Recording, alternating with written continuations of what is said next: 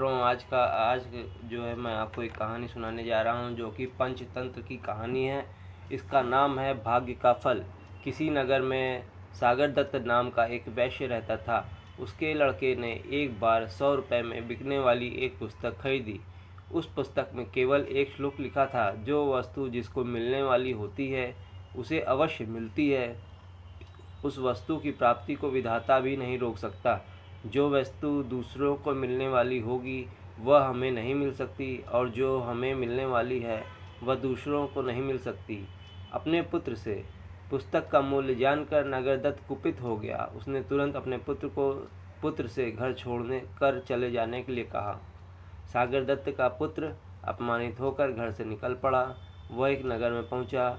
लोग जब उसका नाम पूछते तो वह अपना नाम प्राप्तव्य अर्थ ही बताता। कुछ दिनों बाद नगर में एक उत्सव मनाया गया।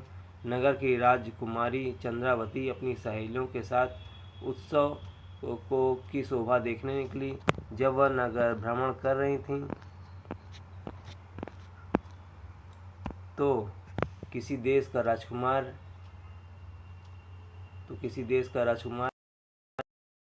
उसे भारी की सहेली तत्काल उस राजकुमार के पास पहुंची और बोली, मुझे राजकुमारी चंद्रावती ने आपके पास भेजा है। आप तुरंत उनके पास न गए तो वे मर जाएंगी। इस पर राजपुत्र ने कहा है, यदि ऐसा है तो बताओ कि मैं उसके पास किस समय व किस प्रकार पहुंच सकता हूं। राजकुमारी की सहेली बोली, रात्रि के समय उसके शयन कक्ष में एक मजबूत रस्सी लटकी हुई मिलेगी। आप उस पर चढ़कर राजकुमारी के कक्ष में पहुंच जाना। राजकुमार रात्रि की परीक्षा करने लगा, किंतु रात हो जाने पर कुछ सोचकर उस राजपुत्र ने राजकुमारी के कक्ष में जाना एकाएक स्थगित कर दिया। संयोग से वैश्यपुत्र प्राप्तव्य अर्थ उधर से ही निकल रहा था। उसने रस्सी लटकी देखी तो उस पर चढ़कर राजकुमारी के कक्ष में पहुंच गया। राजपुत्री उसे राजकुमार समझकर उसका खूब स्वागत सत्कार किया। राजपुत्री ने उसे राजकुमार समझकर उसका खूब स्वागत सत्कार किया। वैश्यपुत्र के स्पर्श से रोमांचित होकर उस राजकुमारी ने कहा, मैं आपके दर्शन मात्र से ही अनुरक्त होकर आपको अपना दिल दे बैठी हूँ। अब आपको छोड़कर किसी और को पति के रूप में वर्ण नहीं करूँगी।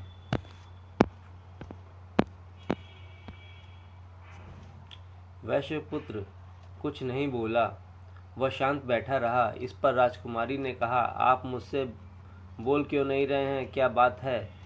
तब वैश्यपुत्र बोला, मनुष्य प्राप्त वस्तु को ही प्राप्त कर ही लेता है। यह सुनकर राजपुत्री को संदेह हो गया। उसने तत्काल उसे अपने शयन कक्ष से बाहर भगा दिया। वैश्यपुत्र एक बार फिर सड़क पर आ गया। तभी उसे सामने से आती एक बारात दिखाई दी। वह उस बारात में शामिल होकर उसके साथ साथ चलने लगा। बारात अपने स्थान पर जा पहुंची।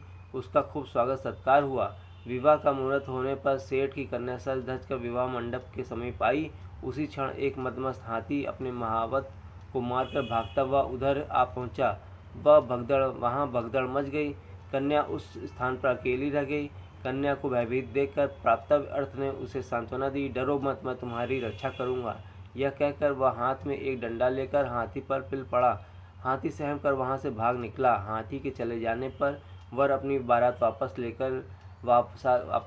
के साथ वापस लौटा, किंतु अब सेठ की बेटी उसे शादी करने को तैयार न थी। इस प्रकार वर व कन्या पक्ष में विवाद बढ़ गया और रात्रि भी बीत गई।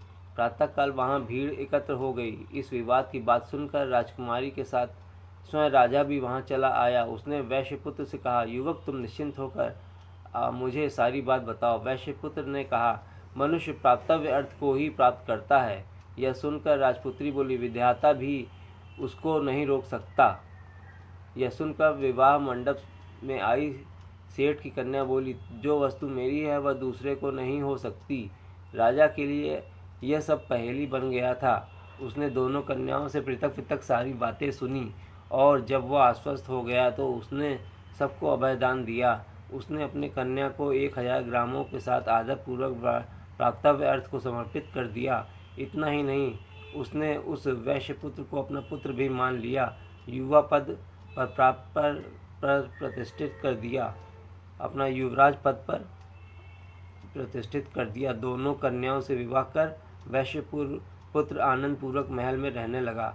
बाद में उसने अपने समस्त परिवार को वहां बुला लिया। तो बच्चों, इस कहानी से हमें शिक्षा मिलती है कि मनुष्य प्राप्तव्य अर्थ को प्राप्त कर ही लेता है। तो इस प्रकार ये कहानी आपको अच्छी लगी